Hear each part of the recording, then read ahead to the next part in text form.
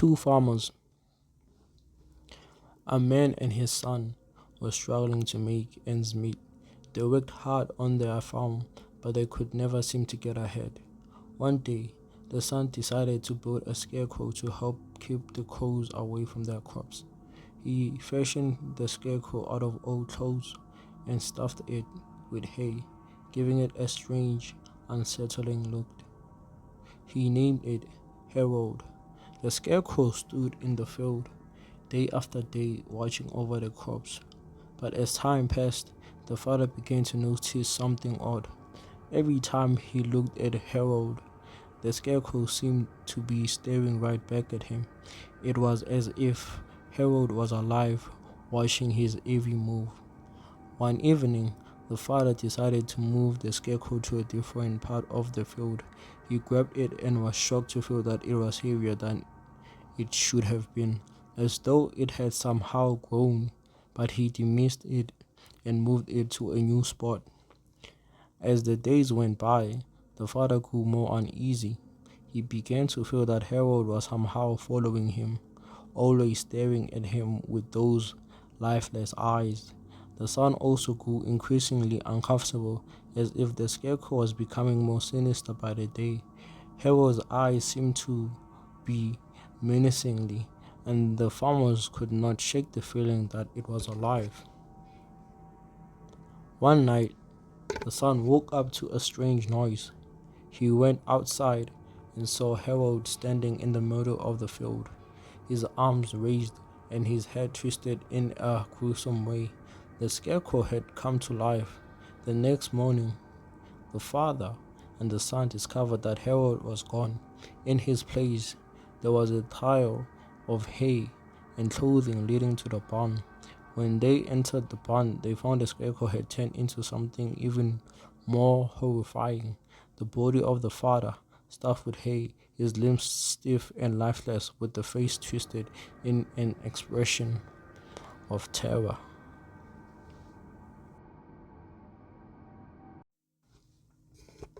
One day, a boy was digging in his garden when he found a large, strange toe sticking out of the ground. He decided to pull it out, and after giving it a hard yank, the toe came free. It was big and looked as though it had been buried for some time. He was curious about it, so he took it inside to show his mom. "Look what I found," he said, proudly holding up the toe.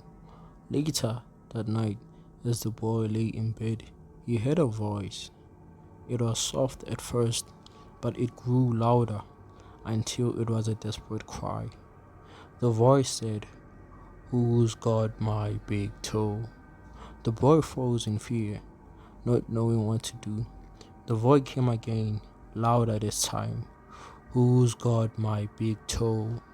Terrified, the boy covered his head with his blanket, but the voice kept calling. Each time it asked, the voice seemed closer, as though it was coming from inside the house. The next thing he knew, the door to his room cracked open. The boy dared not to look, but he heard heavy footsteps approach his bed, and then a cold, clammy hand grabbed his foot. The voice was next to him now, whispering in his ear, "I've got your big toe."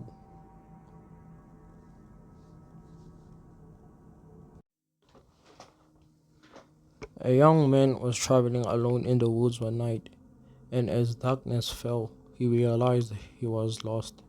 He wandered for hours, looking for any sign of civilization. Eventually, he came upon a small old house deep in the woods. Thinking it was abandoned, he decided to knock and ask for help. An old man answered the door, looking very thin and frail. He invited the young man in and offered him a warm meal and a place to stay for the night. The young man accepted and sat down to eat, while the old man seemed to watch him closely. As they talked, the young man noticed something strange. The old man's right hand was wrapped in a cloth as though it had been injured. The hand looked unnaturally still, and the young man wondered why it was not moving.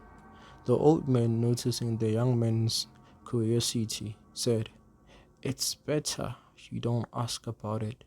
It's a terrible story." After a while, the old man stood up and said, "You should get some rest. It's not safe to travel these woods after dark." After a while, the old man stood up and said, "You should get some rest. It's not safe to travel these woods after dark." He led the young man to a room upstairs where he could rest.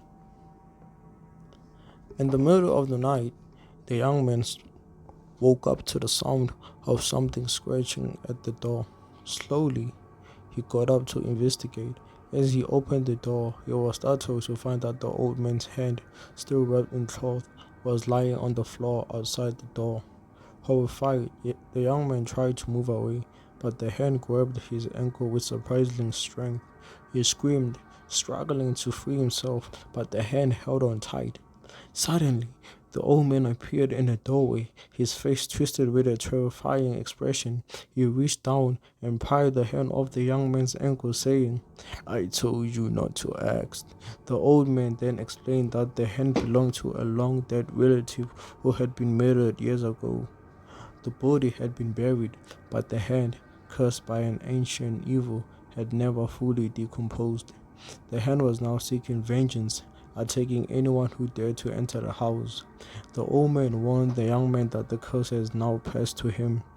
The young man fled the house in fear, but as he ran through the woods, he could feel the dead hand closing in on him, ready to claim another victim.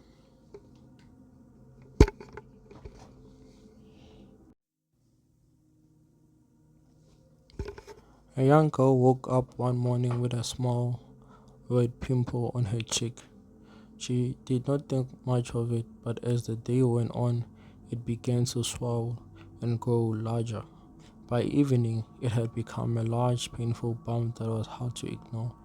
The girl's mother told her not to worry about it, that it would likely go away on its own.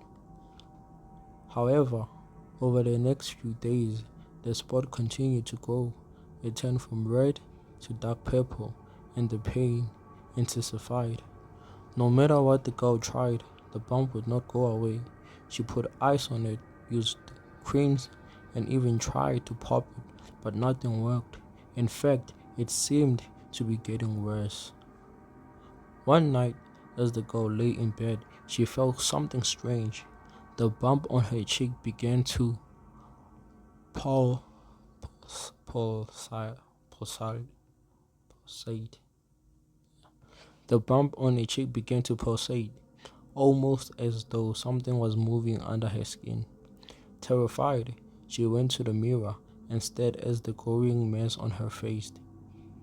It seemed to be alive. As she watched in horror, the bump suddenly split open, and to her shock, a tiny spider crawled out. But the horror did not stop there. The spider was soon followed by dozens, hundreds of baby spiders, spilling out of the pimple and crawling all over her face. The girl screamed in terror, but the spiders just kept coming, each one crawling and scuttling, covering her. The girl screamed in terror, but the spider just kept coming, each one crawling and scuttling, covering her face in an endless wave. By the time her mom reached her room, the girl had disappeared, swallowed up by the swarm of spiders that had come from the mysterious red spot.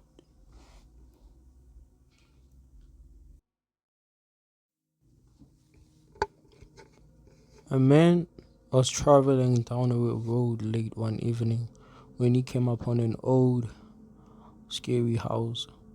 It was dark, and the house looked abandoned, but there was something about it that intrigued him. He decided to stop and explore. As he walked up to the house, he noticed that the door was ajar, as if someone had been there. He stepped inside. The air was thick with dust, and cobwebs hung from the rafters. The man made his way through the rooms, the floor creaking under his feet, and eventually he came to a large, dimly lit room.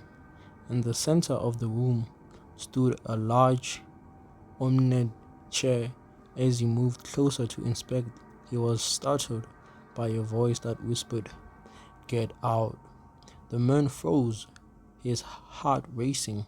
He looked around, but he could not see anyone. The voice repeated, "Get out." It was louder this time.